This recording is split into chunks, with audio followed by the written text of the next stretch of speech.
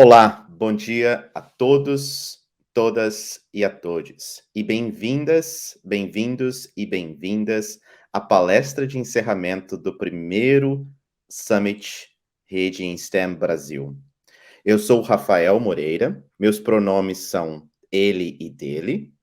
Sou um homem cis, de cabelos curtos, pele branca, uso barba, estou vestido uma camisa polo branca e atrás de mim uma parede branca. Também sou fundador e atual presidente do Instituto Rede. Hoje estamos com a presença das nossas intérpretes Miriam e Lucinete. A Miriam é uma mulher cis, de pele branca e cabelos longos e pretos. Ela está vestindo uma camisa preta e o fundo com fundo branco. A Lucinete é uma mulher cis, de pele negra, cabelos pretos e cabelo nos ombros. E ela está vestindo a camisa preta com fundo branco. Para a nossa palestra de encerramento do primeiro Summit, temos a honra de termos conosco a doutora Miriam Nucci.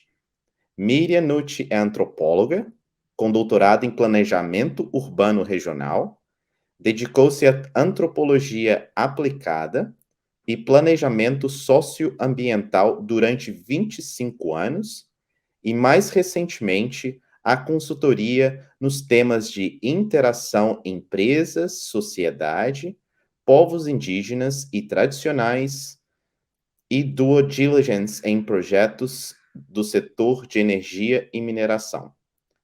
Hoje, ela irá apresentar sobre povos indígenas e comunidades tradicionais, a diversidade cultural intrínseca ao desenvolvimento sustentável.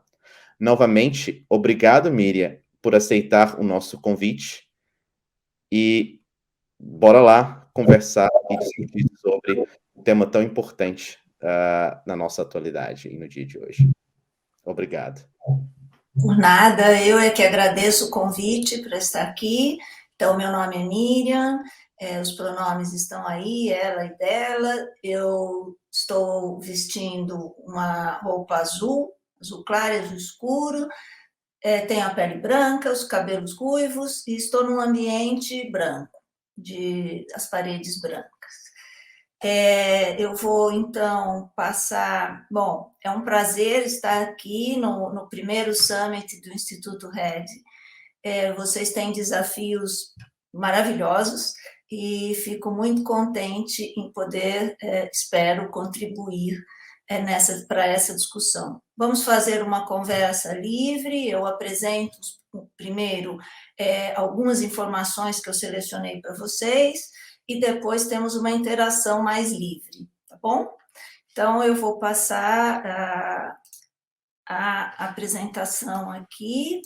Então, gente, a gente escolheu esse título um pouco para trazer um tema que seria a sociobiodiversidade, né? Vocês são muito preocupados com diversidade, inclusão, respeito e equidade. E hoje nós vamos trazer esses temas sob um ponto de vista diferente, o ponto de vista coletivo, dos direitos das populações indígenas e das comunidades tradicionais.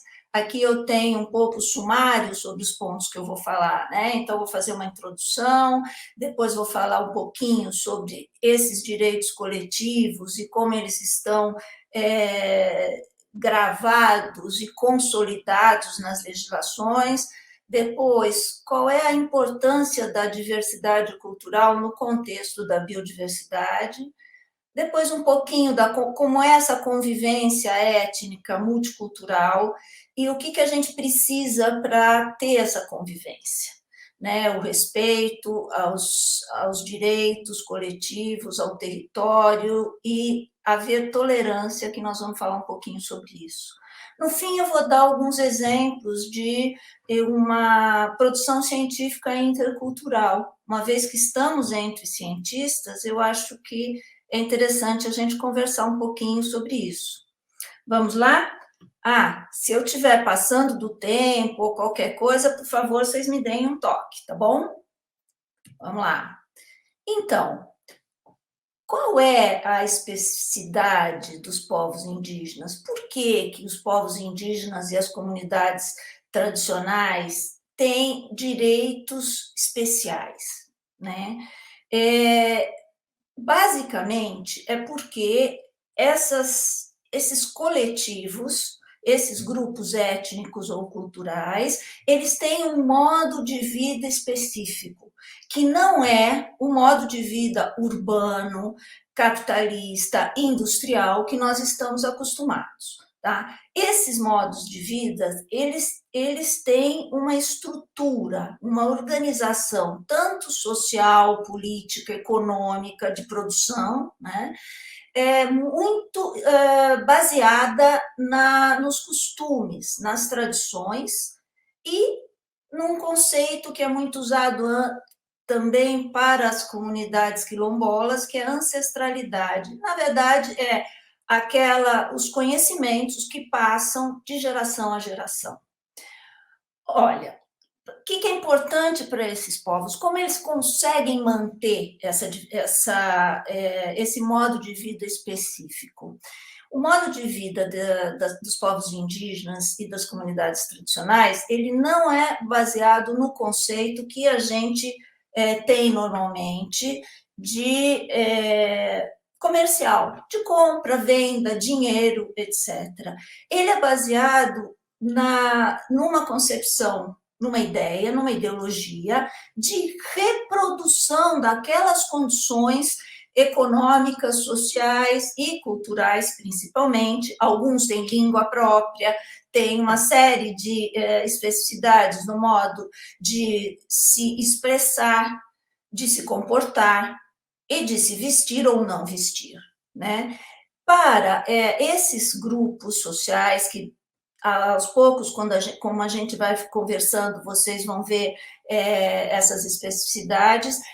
A base são o território onde eles vivem e os recursos naturais que eles usam para a reprodução desses modos de vida.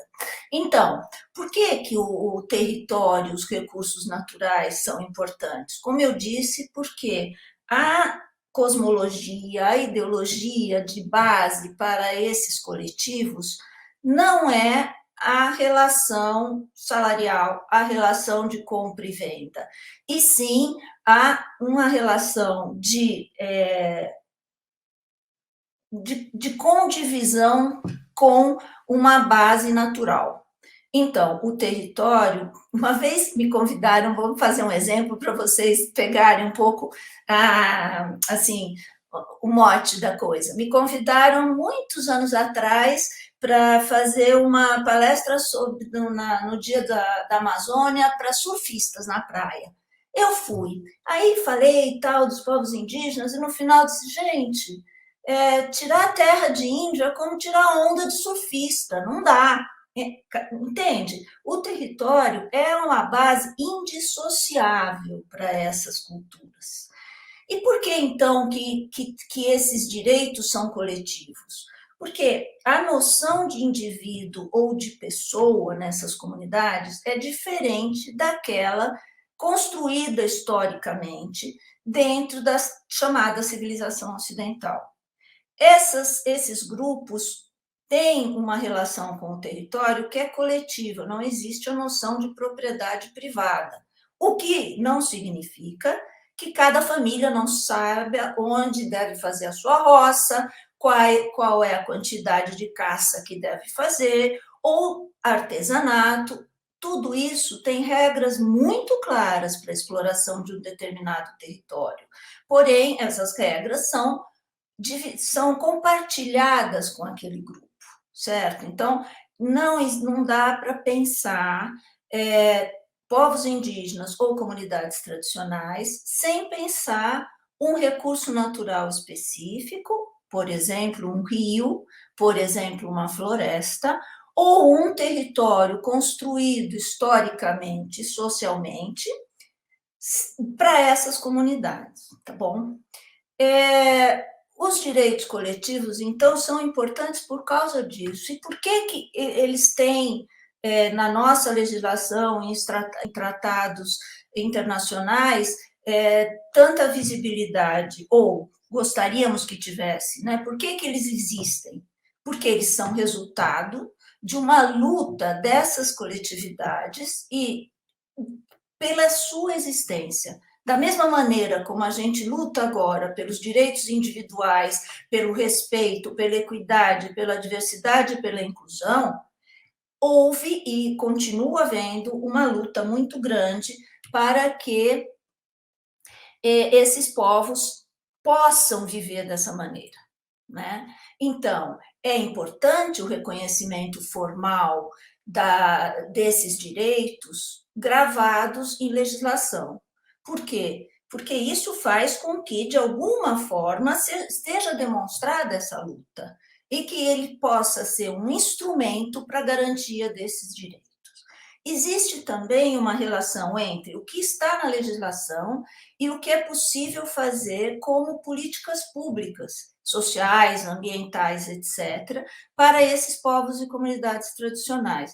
A gente sabe que na sociedade brasileira, e mesmo nas outras sociedades, a cultura urbana industrial é muito mais forte do que dominante frente a esses outros povos e comunidades tradicionais.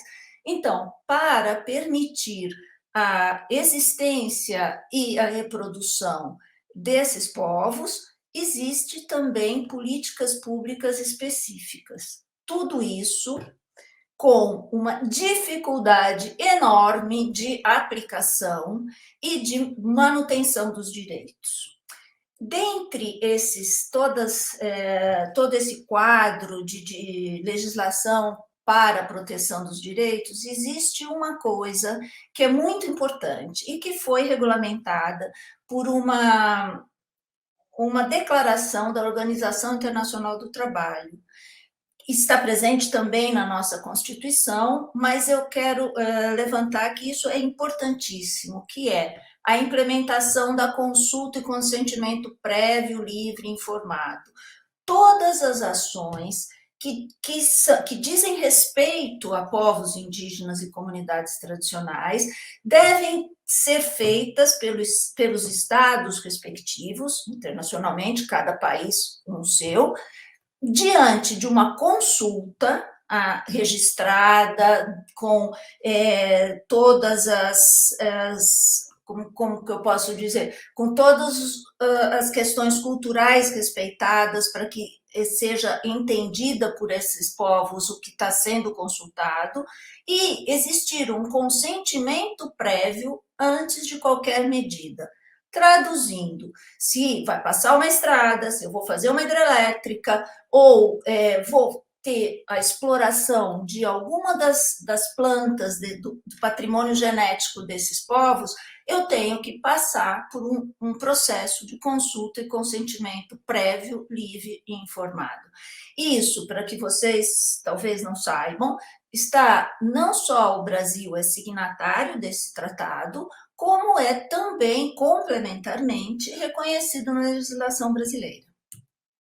Bom, olhem só, aqui eu fiz uma relação bem ampla de todos os tratados internacionais que dizem respeito a algum tipo de direitos desses povos indígenas e comunidades tradicionais.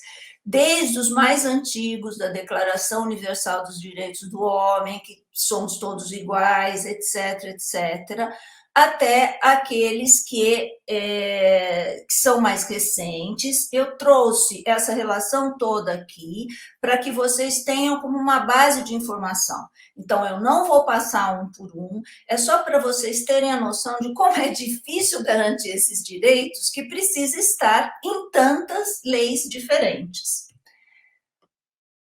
Desses aqui, dessa segunda página, eu gostaria de citar alguns para vocês também sentirem a necessidade da articulação dos diferentes temas, como esses grupos étnicos, essas sociedades são muito relacionadas, como eu disse, ao ambiente, a gente precisa não só olhar a legislação cultural, mas também outras, desde da Convenção da Diversidade Biológica, que garante o reconhecimento do acesso à terra e ao patrimônio genético, até, olha, essa convenção, desculpa, eu estou apontando a tela porque eu estou aqui olhando a minha tela, essa convenção 169 da OIT é a que consolida a consulta e o consentimento livre, prévio, informado.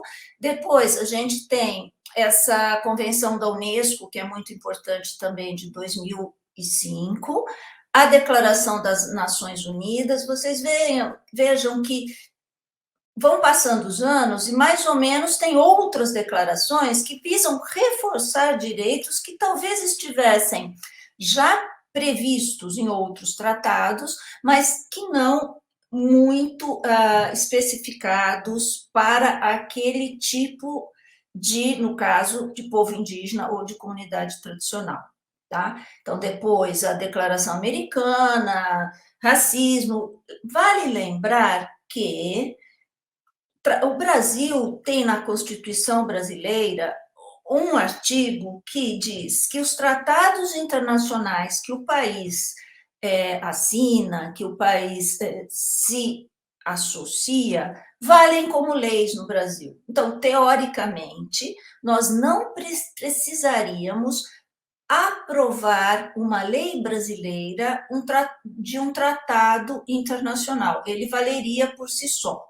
Mas as forças políticas no Brasil, muitas vezes, requerem que isso seja feito. Porque precisa detalhar, porque precisa explicar, e isso foi feito com algumas dos tratados que eu estou me referindo aqui, como a Convenção 169 ou a Convenção da Diversidade Biológica. Bom, vamos passar agora para a legislação brasileira. Né? Esse primeiro slide, a gente está mais focado nos povos indígenas. A Constituição de 88 tem um capítulo específico para os povos indígenas, que reconhece aos índios os direitos sobre as terras que tradicionalmente ocupam. E aqui eu sublinho esse tradicionalmente ocupam, essas terras habitadas em caráter permanente, utilizadas para atividades produtivas e imprescindíveis à preservação dos recursos ambientais necessários ao seu bem-estar. Não é necessário que seja uma terra demarcada. Muitas vezes a gente ouve falar: não, tem essa terra indígena, mas ela não é demarcada, então não tem problema, ela pode ser explorada por fazendeiros, Não é verdade. São as terras que são comprovadas, que são tradicionalmente ocupadas pelos povos indígenas. Né? Depois, no capítulo da cultura, também aqui a gente vai ter uma referência às comunidades remanescentes de quilombos, né? O capítulo de meio ambiente, que garante um meio ambiente são para todos os habitantes, então, sejam eles considerados tradicionais indígenas ou não. Depois, o Estatuto do Índio, que já em 1973, em plena ditadura militar, estabeleceu a regra de demarcação das terras indígenas. E sempre colocando datas que nunca ocorreram como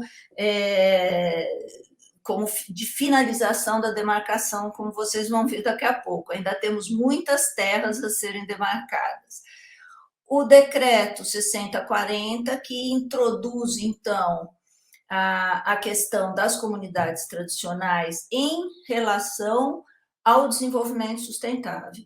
Na legislação brasileira, essa vinculação é intrínseca. A gente fala de comunidades tradicionais, incluindo os povos indígenas, como uma contribuição ao desenvolvimento sustentável. E depois, a Lei 13.123 de 2015 e o decreto associado, que reconhece o conhecimento tradicional como patrimônio genético. Esse é o caso que eu citei anteriormente, que é um tratado internacional que depois vira lei. Aqui eu continuo com, muitas vezes, existem argumentos para não seguir a legislação dos direitos das comunidades tradicionais. E aqui, gente, comunidades tradicionais são os ribeirinhos, os pescadores, os caiçaras, e uma série de outras que depois eu vou. Desculpa, eu posso ler para vocês, que são mais de 28 já reconhecidas no Brasil oficialmente, de modos de saber e fazer que são considerados tradicionais. Desde do agricultor, do camponês tradicional, aquele que vive na beira do rio e que não vive sem o acesso e os serviços ecológicos que os recursos naturais dão. Então, muitas vezes, voltando ao início da minha frase, não são reconhecidos esses direitos a essas comunidades. Então, aqui eu coloquei, para vocês terem registro, um pouco de todos os artigos que são específicos para a defesa dos direitos das comunidades tradicionais. Se eu estiver indo muito rápido, alguém me dê um toque aí, tá bom? Bom, aqui a gente já vai entrar. Eu finalizei, então, esse quadro geral de legislação, que seria o quadro da garantia dos direitos no sentido oficial, legal, etc. Né?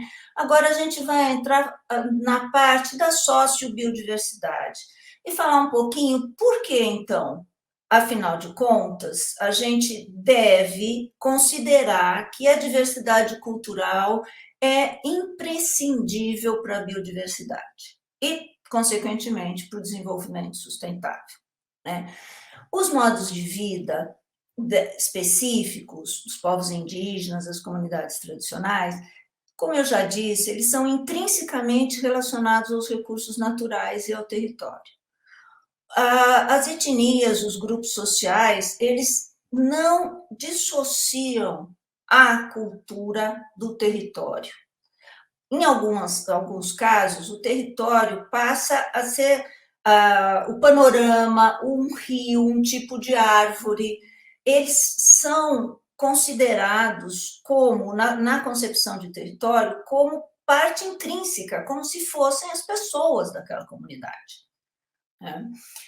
A dependência da água e dos demais recursos, então, para a reprodução cultural e socioeconômica, é um dado aqui que é a base, e como eu disse, é uma visão que é integrada e indissociável entre ambiente e cultura.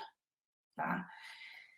Isso é difícil passar essa noção, mas são os balizadores que é assim que esses modos de vida, não fazendo a separação entre o ambiente como um recurso a ser explorado, mas sim como um recurso ou uma relação a ser compartilhada, com essa visão, existe já um princípio de preservação desse ambiente.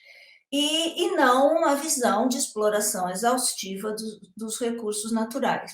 É esse o movimento, é esse o motivo que faz com que a maior parte dos territórios explorados ou que vivem as comunidades tradicionais e os povos indígenas são muito mais preservados do que os territórios que nós exploramos para agricultura comercial ou, sem falar de cidades e outras coisas, né? Além disso, a diversidade cultural traz outros benefícios para o ambiente ou para a biodiversidade. Né? A própria manutenção de um patrimônio genético diferenciado um banco de sementes, a exploração de conhecimento, etc., e não aquela plantação homogênea que a gente vê em latifúndios de soja e de outros produtos. Ele traz uma diversidade que é importantíssima para a preservação das próprias espécies de plantação mais dominante. Essa diversidade ambiental já é comprovada que ela é também propiciada pela diversidade cultural, porque cada modo de vida tem uma maneira diversa de se relacionar com o meio ambiente. Além disso, existe a possibilidade desses conhecimentos serem usados na produção farmacêutica e em outras práticas de agricultura, etc., para toda a população mundial. Né? Práticas agrícolas, práticas culturais que podem servir a todos. Isso principalmente em épocas de summits de clima, etc., a gente vê bem essas coisas, né? Esses exemplos. Vamos lá. Então, aqui eu vou citar alguns resultados que, no caso do Brasil, a gente pode ver como os resultados científicos. Vocês são uma comunidade de cientistas, então eu vou dar exemplos mais da parte de biodiversidade, mas isso não exclui as outras ciências exatas, ok? Aqui só alguns exemplos, tem muitos, gente. A produção científica que demonstra esse potencial de benefício da diversidade cultural para a biodiversidade tem crescido muito. E, principalmente nessa nova coletânea que eu cito aqui da Sociedade Brasileira para o Progresso da Ciência, vocês poderão ver, eu tenho a referência mais para frente para passar para vocês, que a produção científica é muito grande nesse sentido. Em todo caso, vamos aos números um pouquinho, né? Um estudo do INPA sobre a perda de vegetação na Amazônia Legal entre 2000 e 2014 mostra que nas terras indígenas essa perda foi menor que 2%, enquanto a média da área desmatada da floresta nesse período foi de 19%.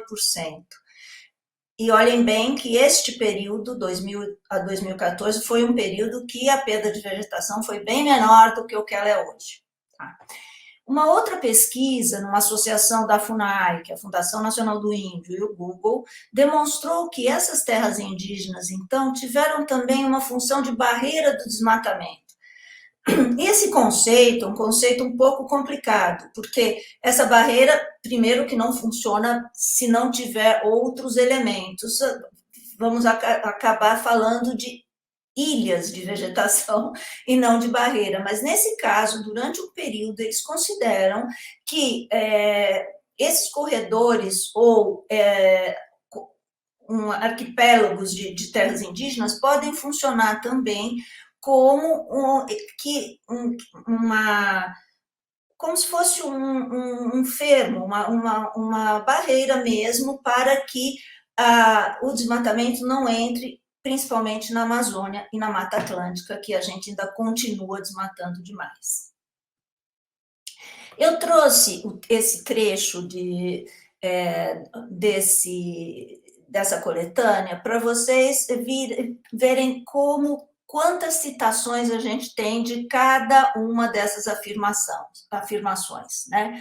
Então, aqui a gente está falando das ilhas de conservação e diversidade cultural, tanto nos biomas amazônicos, cerrados, etc., e diz que existe uma tendência de que essas ilhas possam comprometer outras ações de implementação na ocupação tradicional.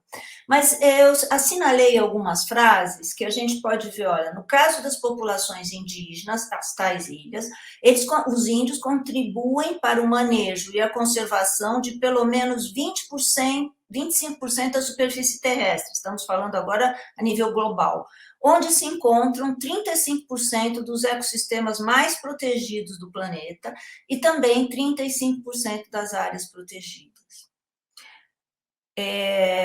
Além disso, tem uma parte significativa da agrobiodiversidade, plantas, animais domésticos e semidomesticados, é mantido nessas comunidades.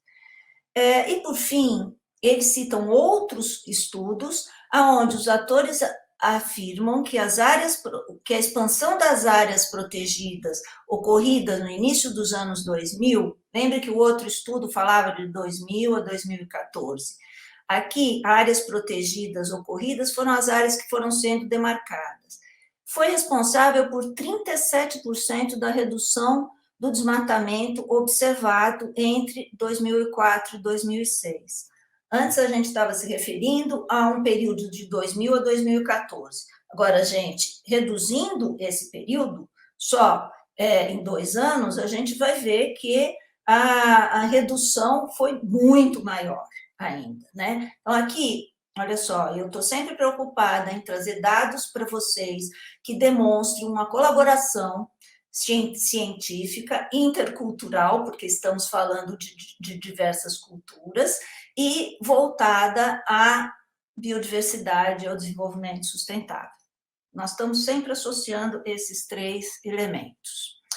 Vou passar agora para alguns pontos críticos, né, para a convivência e para o reconhecimento da importância da diversidade cultural. Com tantas leis, com tantos estudos, fica parecendo que o mundo é colorido, é fácil para essa vida, para essa convivência. No entanto, a maior parte do tempo, a gente vive como se essas comunidades não existissem. E, além do que, quando existe algum embate, seja, por exemplo, numa ação do Estado para construir grandes obras, ou, no caso de um desastre de uma grande empresa mineradora, como os exemplos que eu vou dar daqui a pouco, o tratamento para com os povos indígenas e as comunidades tradicionais é terrível.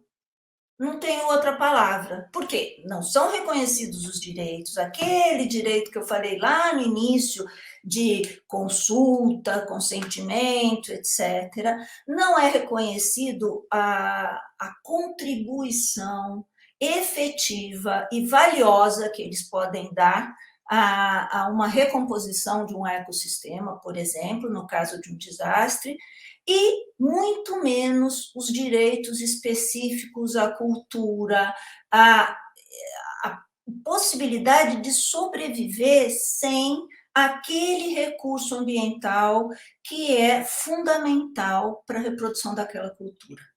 Então, vocês vejam, e não são poucos, parece muito pouco, porque que eles são invisíveis na nossa sociedade.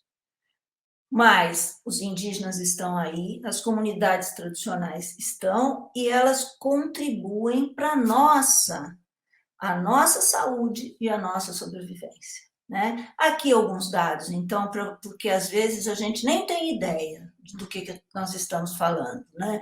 Então, são no mundo, eu tenho que dizer que os dados para esses povos indígenas e comunidades tradicionais é uma dificuldade de totalização, de ter dados oficiais que sejam garantidos como dados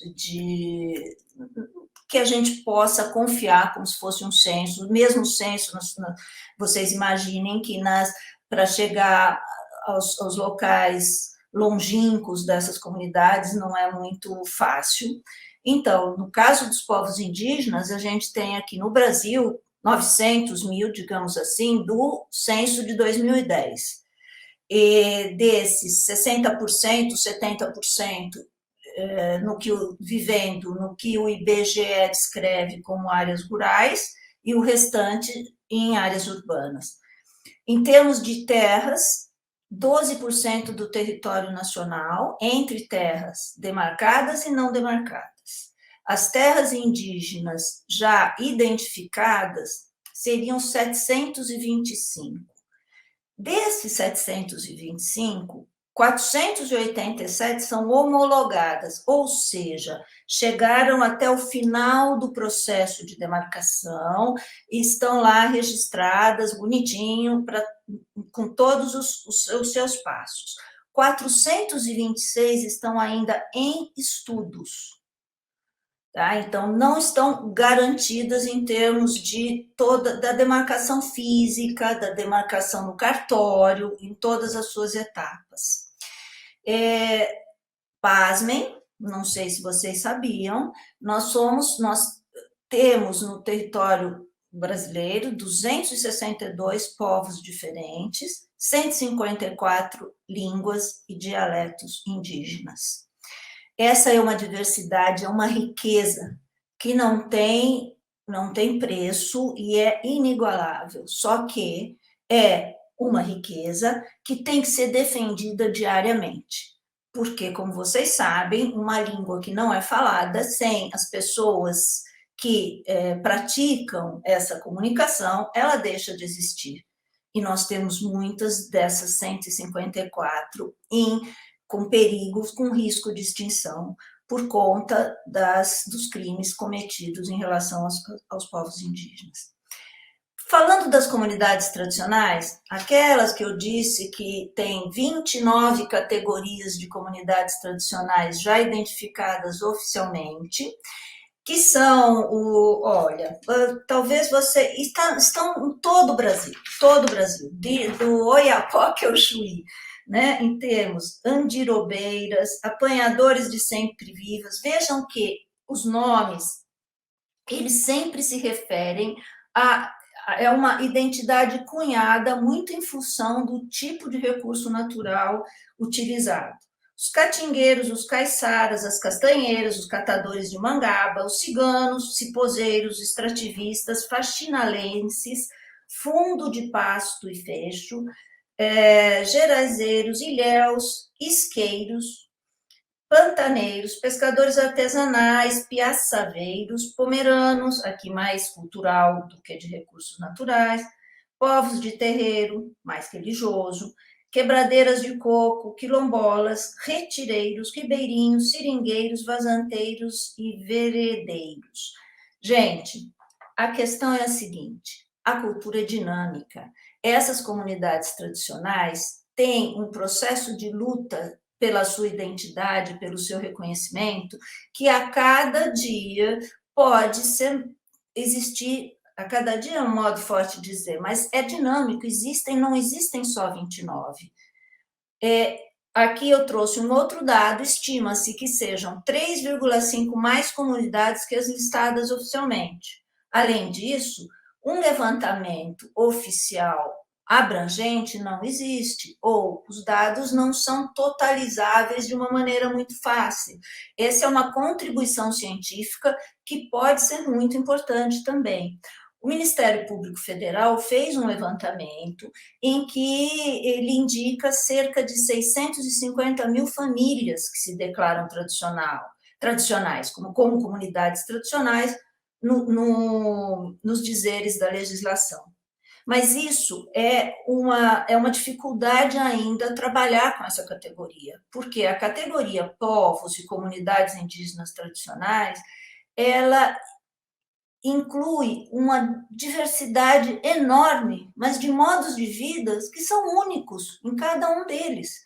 Então, o que corrobora a diversidade cultural, essa riqueza enorme que eu me referia, porém, traz dificuldades de expressão em termos de estatísticas e de outras questões que podem ajudar nas políticas públicas também, como na questão da saúde ou na questão educacional e etc.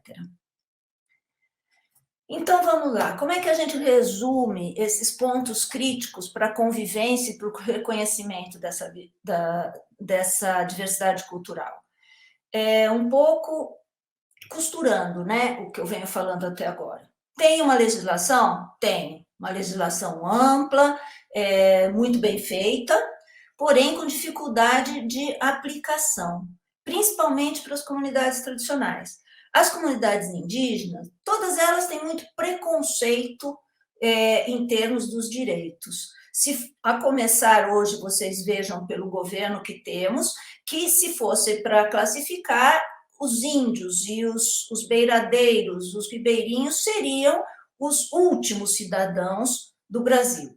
O que conta são outros valores, valores comerciais, etc. Então, existe a legislação, mas a dificuldade política de aplicação é muito grande.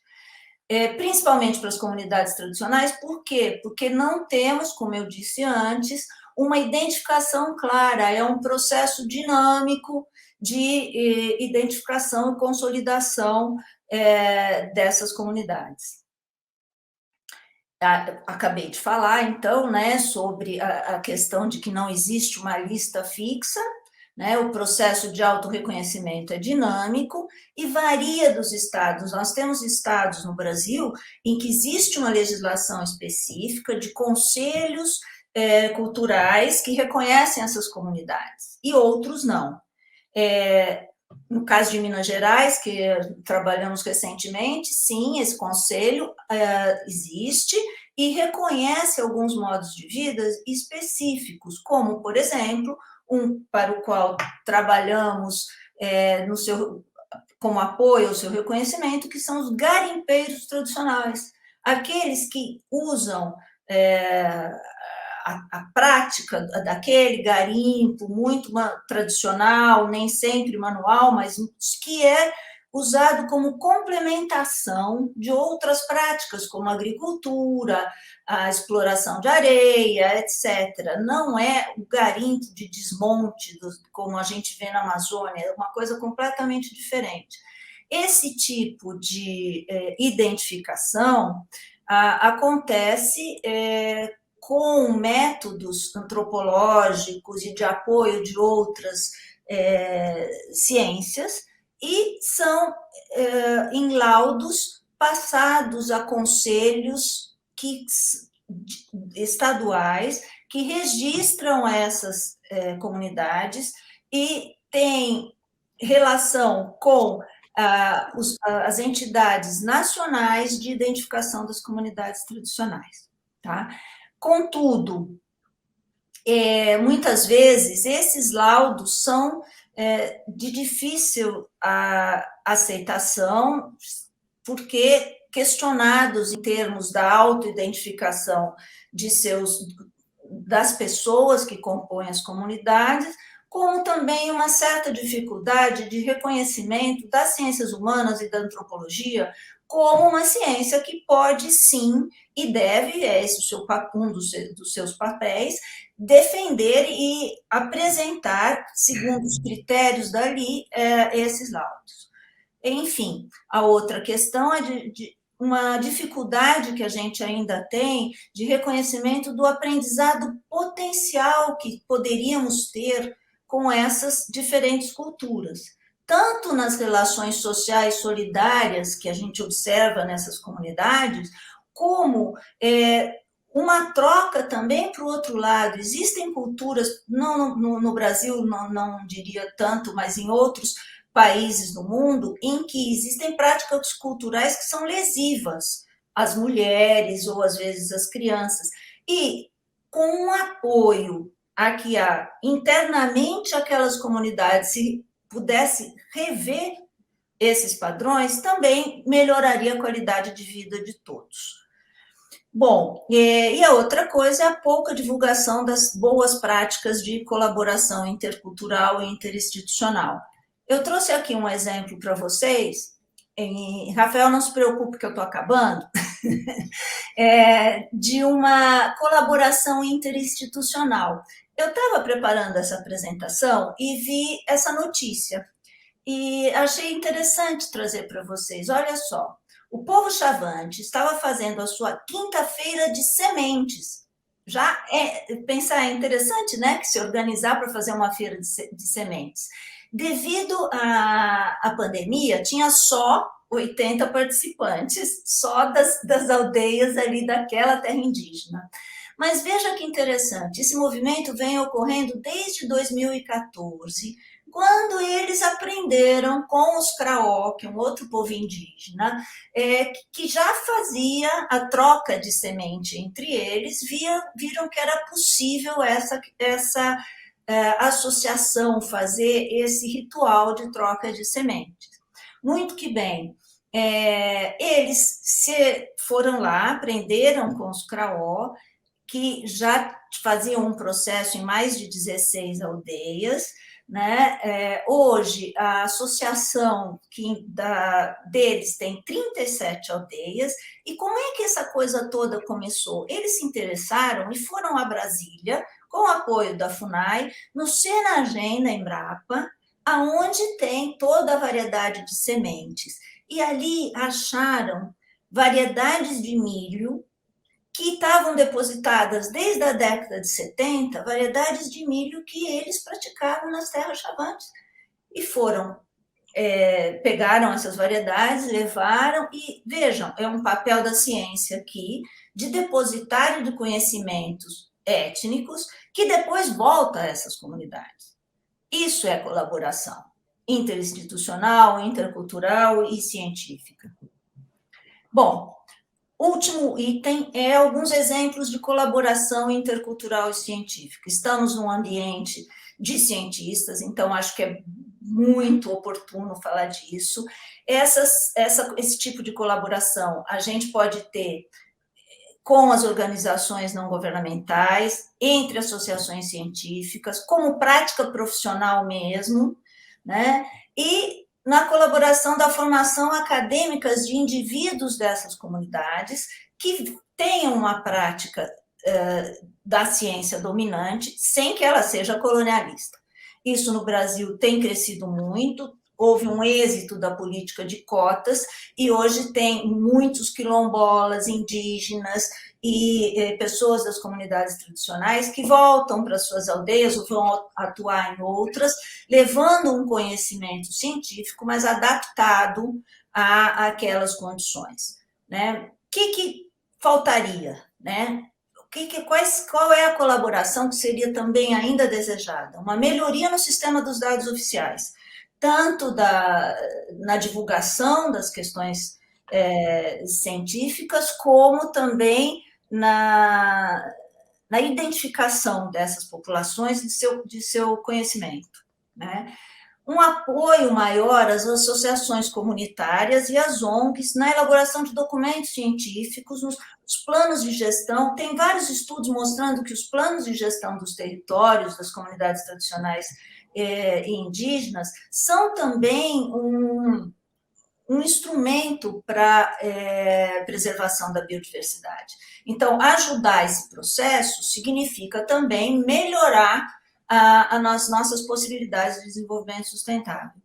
E um incentivo ao desenvolvimento de profissionais de indígenas e de tradicionais que depois possa servir às prioridades das suas comunidades. Então, aqui, só para vocês terem ideia, é um exemplo de um mapeamento étnico-ecológico, ou seja, uma atividade profissional de um antropólogo, um biólogo, ou equipes multidisciplinares que trabalham juntas e que, a partir do conhecimento indígena, montam o conhecimento do território, por isso se chama étnico-ecológico, os recursos, etc.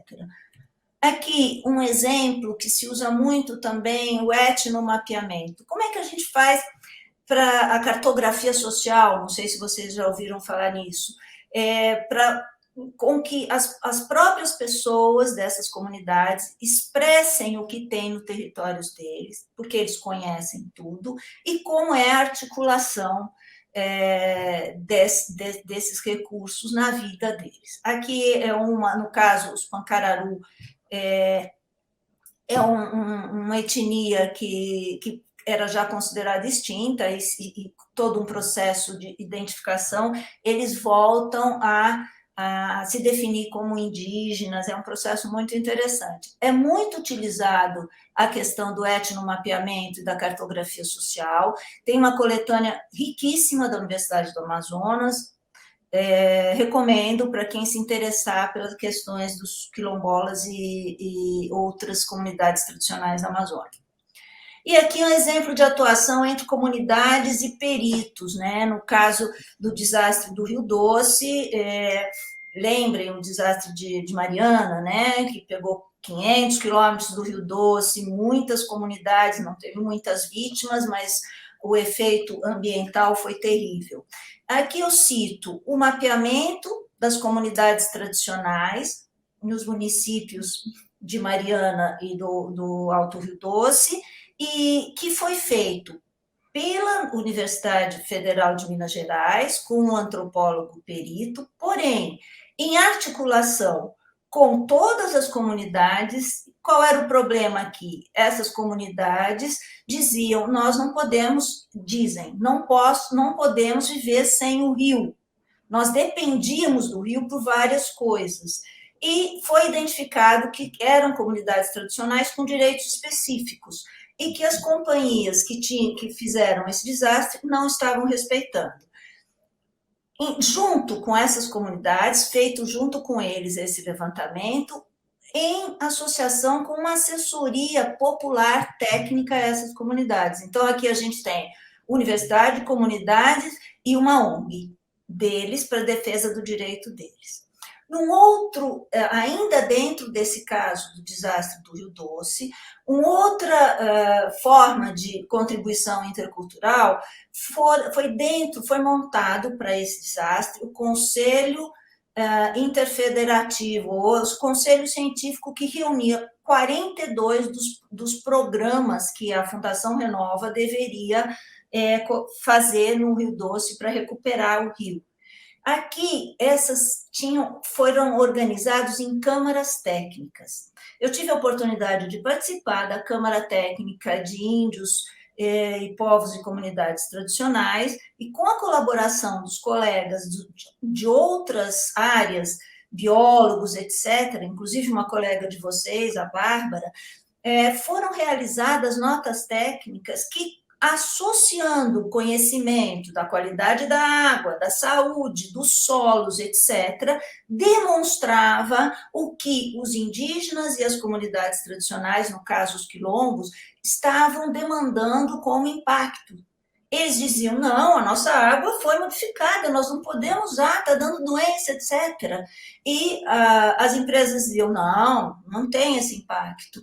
No fim, a associação dessas diferentes câmaras técnicas, essas siglas são Câmara Técnica Bio, Saúde, Recursos Hídricos, qualidade da água, etc., foi feito e defendido nesse conselho desses 42 programas o impacto nessas terras indígenas.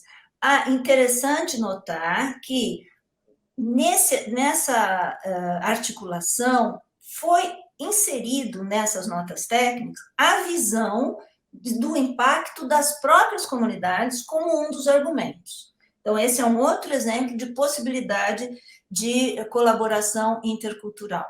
Um exemplo de uma colaboração em curso, essa é a referência, só para vocês terem, da coletânea que eu citei logo no início, que se chama Povos Tradicionais e Biodiversidade no Brasil, que associa todo o conhecimento já produzido, inclusive pelos próprios indígenas e pessoas das comunidades tradicionais, tá?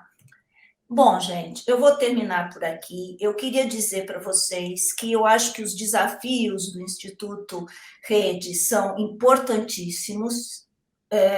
Eu compartilho, respeito, e eu queria fazer um convite para vocês, que vocês refletissem um pouco, já que falamos tanto de tratados internacionais, de legislação, sobre mais um, que é a noção de tolerância, que eu acho que é importante para vocês levarem à frente a missão e a visão que vocês definiram para o Instituto.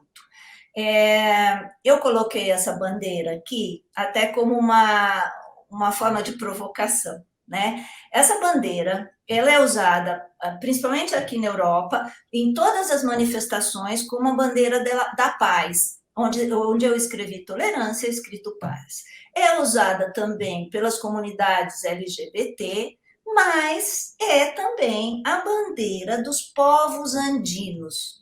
Se vocês vão, as comunidades andinas, indígenas, usam a bandeira colorida como a bandeira de sua expressão. Então, convido vocês, para finalizar essa conversa aqui, essa primeira parte da conversa, de darem uma olhadinha na Declaração de Princípios sobre a Tolerância. Eu acho que é praticamente um conceito que vai ser bem importante para seguir avante com a missão e a visão de vocês. A tolerância é o respeito, a aceitação e o apreço da riqueza e da diversidade das culturas de nosso mundo, de nossos modos de expressão e de nossas maneiras de exprimir nossa qualidade de seres humanos. É fomentada pelo conhecimento, a abertura de espírito, a comunicação e a liberdade de pensamento, de consciência e de crença. A tolerância é a harmonia na diferença. A tolerância é uma virtude que torna a paz possível e contribui para substituir uma cultura de guerra por uma cultura de paz. É uma atitude ativa, é o sustentáculo dos direitos humanos, do pluralismo cultural, né? A prática da tolerância significa que toda pessoa tem a livre escolha de suas convicções e aceita que o outro desfrute da mesma liberdade. Significa aceitar o fato de que os seres humanos que se caracterizam naturalmente pela diversidade de seu aspecto físico, de sua situação, de seu modo de expressar-se, de seus comportamentos e de seus valores, têm o direito de viver em paz e de ser tais como são. Significa também que ninguém deve impor suas opiniões a outrem. Muito obrigada. Tem aí o meu e-mail se alguém quiser uma comunicação. Uau, que fantástico, Miriam. Muitíssimo obrigado por essa apresentação maravilhosa, extremamente inspiradora, principalmente para encerrar o nosso primeiro summit, né, a nossa palestra de encerramento. Eu gostaria de saber se você poderia disponibilizar essa apresentação. A gente Posso, sim. sim. Site, então, para os nossos participantes, a apresentação estará disponível no nosso website. Mais informações, entre em contato com a gente através das nossas redes sociais para saber sobre a apresentação. Bom, acho que nós não vamos ter tanto tempo para discutir aqui, mas são duas perguntas que eu gostaria de poder levantar aqui para a nossa discussão. Como todos nós sabemos aqui, que ontem encerrou a Conferência das Nações Unidas sobre as Mudanças Climáticas, né? Encerrou ontem, dia 12 de novembro, e eu gostaria de levantar, entender qual que é a sua opinião sobre a utilização do conhecimento tradicional para resolver essas questões das mudanças climáticas, né? Como nós podemos meio que fazer essa comunicação entre cientistas e o conhecimento tradicional? Como nós podemos utilizar essa informação tão riquíssima dos povos tradicionais para resolver as questões das mudanças climáticas, né? Vamos lá. Eu acho que eu tentei levar toda a conversa para esse lado, né, da colaboração, tá? Mas para ter colaboração, a primeira coisa que precisa é ter respeito. Respeito que o outro produz conhecimento. Porque os cientistas, às vezes, são meio nariz em pé. A gente precisa olhar para essas culturas e reconhecer que tem um patrimônio de conhecimento enorme, que está ali presente, que é dinâmico, que muitas vezes não é só para ser utilizado, precisa ser também incentivada a sua permanência, a sua reprodução. Então, essa colaboração é importantíssima. Por um lado, a colaboração entre cientistas e conhecimentos, e, por outro lado, uma luta para que quem tem a possibilidade de agir, ou seja, o que nós vimos nesse último summit do clima? Todo mundo dizendo aos estados, façam, façam, nós já dissemos o que tínhamos para dizer. Né? Então, é aí que a gente tem que apoiar que as ações sejam feitas com respeito a essas comunidades e com respeito também aos dogmas científicos, né? Eu acho que o que mais a gente está vendo, quem trabalha como eu há décadas nessa questão de ambiente e cultura, dá a impressão que a gente está caminhando para trás, principalmente no Brasil. Desde Uhum. os anos 90 que a gente luta para ir avante com esses direitos e com essa colaboração, e principalmente na última década, a gente está retroagindo. Então, Uhum. um pouco de memória também, não só aos cientistas, eu digo, não é só criar coisas novas, vamos olhar o que já está criado em termos de conceitos e fazer com que essas coisas aconteçam. Muitas vezes, um novo vocabulário não quer dizer uma coisa nova na ciência. Não, sem dúvida, sem dúvida. E eu compartilho totalmente essa opinião. E uma coisa que me vem sempre à cabeça, assim, a pergunta, também conversando internamente no Instituto Rede, sobre como uma das nossas linhas de ação, linhas de pesquisa dentro do Instituto, é a utilização do conhecimento tradicional para o ensino das ciências exatas e tecnológicas, né? Uma grande dificuldade que nós encontramos, né, é fazer essa articulação entre as comunidades tradicionais, os povos tradicionais, o cientista ou a universidade e ações governamentais.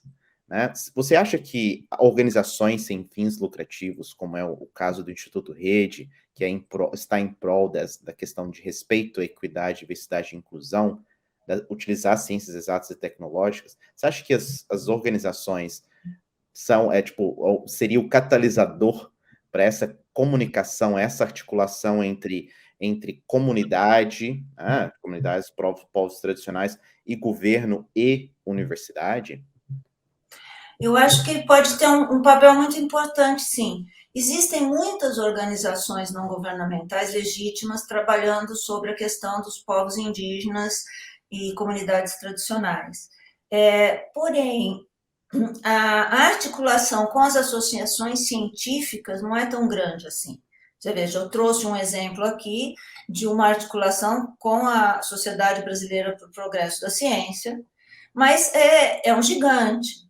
Eu acho que instituições que tenham interesses e uma missão mais objetiva como a de vocês, mais restrita em algumas áreas, pode colaborar muito, sim.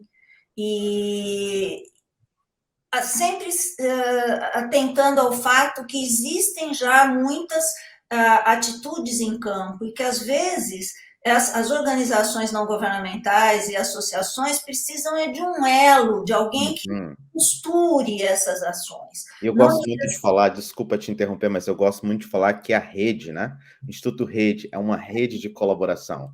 Eu acho que a nossa ideia, esse elo que é extremamente importante, né? exatamente, eu acho que isso pode funcionar muito bem.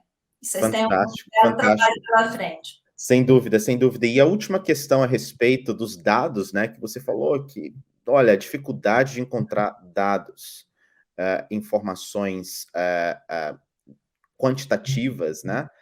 Sobre as comunidades tradicionais que são que podemos confiar de fato, né? E como instituto, uma das nossas atividades é utilizar fatos, né? Todas as nossas ações são baseadas em dados, porque nós das ciências exatas gostamos de ver números, gráficos, e eu gostaria de saber como nós podemos de fato adquirir ou melhorar o sistema de coleta de dados, não pensar, tipo, auxiliar instituições governamentais, mas basicamente criar uma ação meio que independente e depois de criar essa ação independente para melhoria de sistemas da coleta de dados, que o governo possa utilizar, né, essa base de dados para um desenvolvimento, né, um planejamento estratégico de mais factível. Como que nós poderíamos melhorar esse sistema de coleta de dados que você acha? Eu acho que é justamente através da noção de rede. Uhum. Como as questões de comunidades tradicionais elas são pulverizadas, você precisa de uma questão de articulação, de associação, para construir essa ponte. Né? Além disso, eu vou fazer uma provocação aos colegas das ciências exatas. Tem que desconfiar um pouco dos números, porque atrás de um número tem uma construção. E essa construção, se não tem as mesmas bases, ela não significa a mesma coisa. Uhum. Então, eu digo que é difícil a totalização porque as fontes são diferentes, a produção é diferente, mas também a intenção de quem produz o número muitas vezes é diferente. Tem um viés ali em cima dos dados. Então, precisamos aprender também que o número ele é a expressão de alguma coisa, ele não é a verdade, né? E às vezes atrás dele tem uma construção que a gente precisa olhar, entender, contextualizar. Eu acho que o papel que vocês podem ter é na articulação dessa rede. Por exemplo, se eu acho 10 fontes diferentes de dados sobre uma determinada comunidade. O que está acontecendo aqui? Vamos atrás disso para tentar ver o que está acontecendo e propor, talvez, que aí sim o ambiente de vocês, a forma de um método, uma coisa para gerar um dado que seja confiável. Claro. Tem institutos, organizações não governamentais como o ISA, Instituto Socioambiental, que trabalha com a colaboração de diferentes cientistas desde que nasceu. E é um trabalho que, no fim, agora mostra uma possibilidade de ver um mapeamento das terras indígenas, por exemplo, e depois ações práticas de valorização da biodiversidade que não se imaginavam no início. Uhum. Então, essa colaboração intercientífica, né, é muito importante. E eu acho que o conceito de rede é o que faz a articulação que potencializa essa contribuição. Não, fantástico. Eu achei várias coisas que nós podemos utilizar para ações, né, futuras, para projetos futuros. Novamente, muitíssimo obrigado, Miriam, por ter o tempo para apresentar e discutir aqui no Summit do Rede e também fazer a nossa palestra de encerramento. Novamente, muitíssimo obrigado e tenha um excelente resto de dia. Muito obrigada, foi uma honra. Obrigada. Olá, meu nome é Clarice e eu sou a criadora da Calma. Eu lancei a Calma no começo da pandemia, quando eu tive oportunidade de ter mais tempo, né? Parei de atender aqui no meu estúdio, eu sou cabeleireira e maquiadora e mergulhei de cabeça nesse projeto, desenvolvi os produtos. E a Calma tem essa pegada sustentável, com vários cosméticos sólidos, sem embalagem, ativos naturais, todos os produtos com óleos essenciais. E é isso, venham conhecer. Olá, meu nome é Morgana, criadora da Amora Amigurumis, que é filha de pandemia. Nesse período eu fiz vários cursos online de crochê para amigurumi, que são peças feitas com linha de algodão, preservando os saberes ancestrais do trabalho feito à mão. São peças como esse polvinho, que é feito para bebê prematuro, e essas santinhas, que são feitas com muito amor e carinho. E ainda tem desconto pelo Instituto. É só me chamar pelo meu @. Oi, eu sou a Letícia da Reluze e a marca nasceu da vontade de despertar um viver mais consciente e menos no modo automático, sendo inspiração e referência para consumidores de conteúdo e de moda, impactando positivamente nas relações entre pessoas, conteúdos e meio ambiente. Os nossos valores estão em cima dos 4 pilares da sustentabilidade, priorizando o pilar social, ou seja, queremos condições de trabalho justas, éticas e dignas para todos os trabalhadores de toda a cadeia produtiva da indústria da moda. Os nossos produtos são todos em fibras naturais e tingimento natural. inclusive esse macaquinho que eu tô usando, que é o mesmo que este aqui, você pode usar com a manga ou regatinha. Tem cupom exclusivo do Instituto, corre para conferir no final do vídeo. Olá, meu nome é Juliana, eu sou mãe, empreendedora, idealizadora da Gota. A Gota foi criada em 2011 na intenção de estimular o consumo consciente através do uso dos materiais, da responsabilidade que a gente tem com toda a cadeia produtiva. E entre os nossos produtos nós temos as camisetas em algodão orgânico, estampadas com tintas naturais, os sprays florais, aromatizadores de ambiente e a linha folhagem. Então convidamos vocês a conhecer o nosso trabalho, a utilizar o cupom de desconto que a gente está disponibilizando e agradecemos muito a oportunidade de estar aqui compartilhando esse evento com vocês. Não podemos mais viver como antes. O sofrimento neste momento é inevitável e deixará ainda algumas sequelas. Mas sim, vai passar. A grande questão é que a atuação de cada um de nós é que vai decidir se teremos um mundo melhor ou pior daqui para frente. Eu nasci em 2018 e percebo agora que estava destinada a este momento.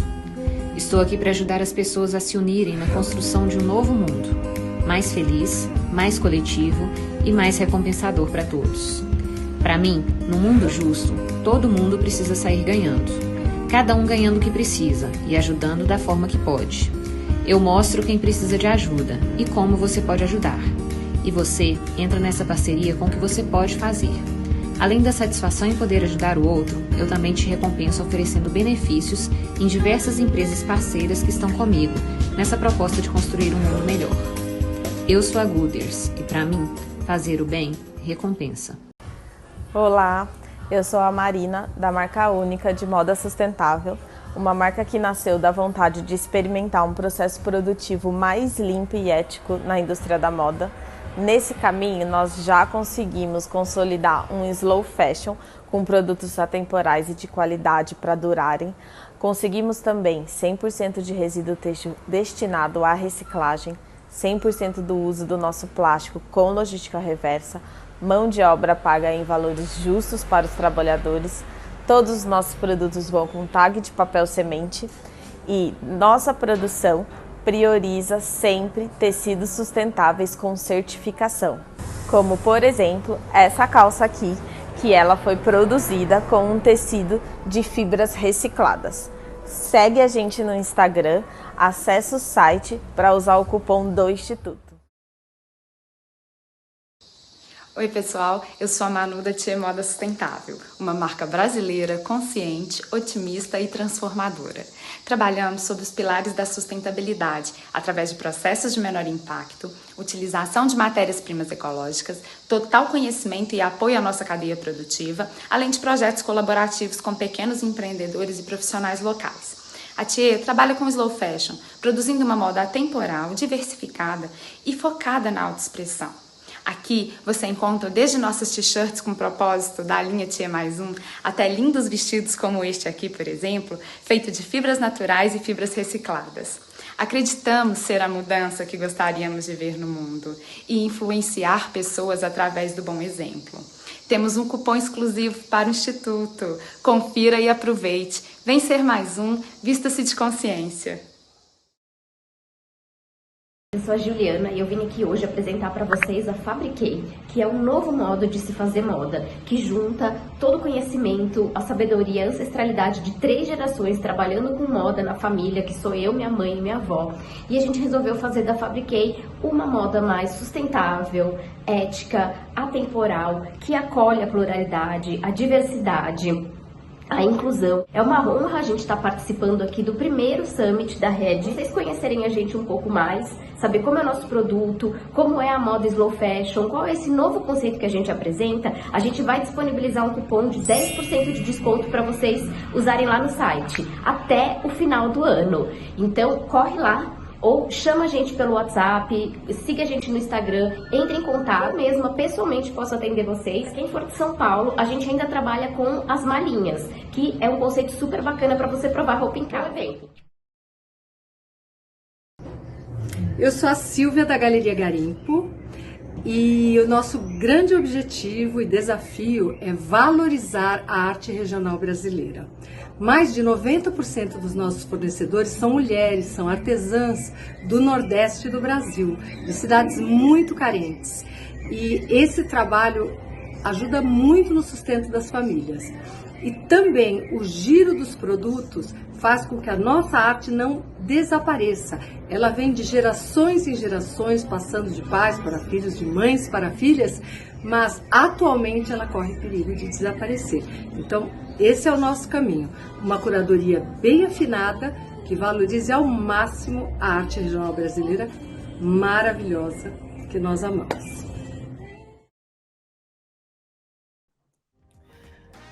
Olá, pessoal! Chegamos ao fim do terceiro e último dia do evento do Summit Rede em STEM 2021.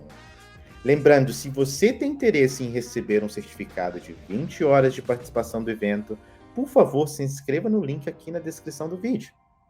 Também gostaria de agradecer a todos do Instituto Rede e a vocês, participantes do primeiro Summit do Instituto. Além disso, gostaria de agradecer especialmente a nossa equipe técnica que nos auxiliou para que esse evento aconteça, né? Principalmente ao Bruno Garcia, responsável pelo audiovisual, ao nosso diretor de arte, Márcio, a nossa diretora de tecnologia e comunicação, Camila, e também ao nosso coordenador de tecnologia, o Marcelo, e a membro da diretoria de tecnologia, a Adriane Mota. Além disso, temos a nossa comissão organizadora, a equipe de acessibilidade, que fizeram um trabalho fantástico, que é composto pelo Flávio, Lucinete e Miriam, e também toda a equipe do Instituto Rede. Nas próximas semanas, após nós do Instituto, iremos compilar todas as sugestões levantadas no chat, também enviadas por e-mail, através das nossas redes sociais, e vamos elaborar um relatório para que nós possamos sentar com outras pessoas, outras organizações sem fins lucrativos, outros institutos de pesquisa, para que nós possamos elaborar um plano estratégico focado de como nós vamos resolver os problemas levantados durante o evento, né, para as questões da diversidade e inclusão nas ciências exatas e tecnológicas no Brasil. E este documento, né, esse relatório, será publicado no nosso website. Caso você não saiba qual é o nosso endereço, também está aqui. Você pode encontrar aqui na descrição do vídeo, né? Além disso, você pode seguir o Instituto Rede, saber das novidades, as próximas etapas, o que vai acontecer nas nossas redes sociais. Novamente, muito obrigado a todos por participarem do primeiro Summit do Instituto Rede. Lembre-se que o Instituto Rede é responsável por construir comunidades científicas através do respeito, equidade, diversidade e inclusão. Com isso, até logo!